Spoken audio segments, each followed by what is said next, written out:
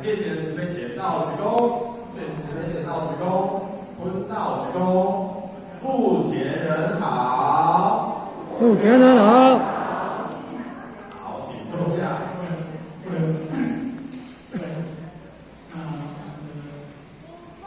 这也是正也是一起我们各位主任，那各位组长、同学大德大家中午好。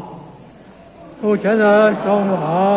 非常高兴因为从早上9点到现在已经接近12点了那今天麻人生小正地学虽然我们不是一个很大的场面，但是呢，因为看大家的这么的一个用心或许也感觉非常的感动，因为对这种读经、阅经学习圣人的经典用我们的智慧谢谢感恩。圣人他们与我还有送餐的学习，就是我们人生一个非常重要的一个层面。那今天呢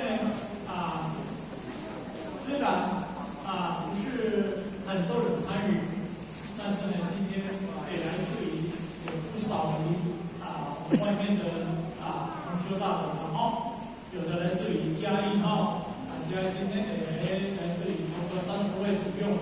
那我们附近今天也是来自于很多的贵宾来参与我们的这么一个活动。我相信我们今天所煮的鹅杯鹅煎种种的料理，好吃不好吃今天有没有人没有烤过的？没有了大家都满分及格，对不对？这是我们平常的用功，也有我们平常的用心。你们不要看我们今天我们有请我们的诸天仙佛我们的菩萨来这里护法来这里接班。虽然我们今天我们的评审老师大家评审各位，但是呢，因为有的时候这个是一个形式，我就跟各位讲说，这个不是一个形式，这个是天人合一，天人合一。我们在做上天在看，那上天呢就给你的肯定，给你的家庭给你的智慧。虽然我们有一般的人在想说这个是例行性的工作啦，这个是一个有参与没参与不一样吗？各位，我跟各位讲这是不一样的。为什么呢？因为这个不是人世间法人做的事情，这个是除了世间法上天在看我们诚心过还是不过。比方说，我们今天看诚心来背读，但是呢，因为上天都把你记载，把你记下来，那记下来呢要干嘛？第一就是这样的智慧，加你的灵，这个是第一点。因为你的灵，你的智慧有光，那当然就没有结束，就没有结束的结。有灵有光就没有结束的结，这个是第一点。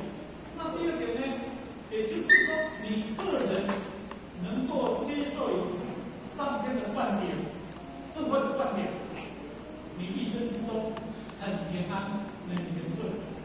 因为老母娘上天之天先把你记载下来。请问各位，如果你今天被魔鬼记载，还是被仙人记载？请问魔鬼记载比较好，还是仙人记载比较好？仙佛记载比较好。什么情况之下魔鬼会记载你？你这个时候不正见。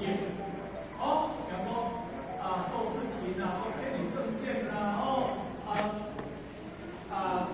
偏离道德良心，那这个就是魔鬼来把你记载。你今天讲的话、做的事，这是罪。所以这个是魔鬼记载，有时候结束会降到你的身上。那你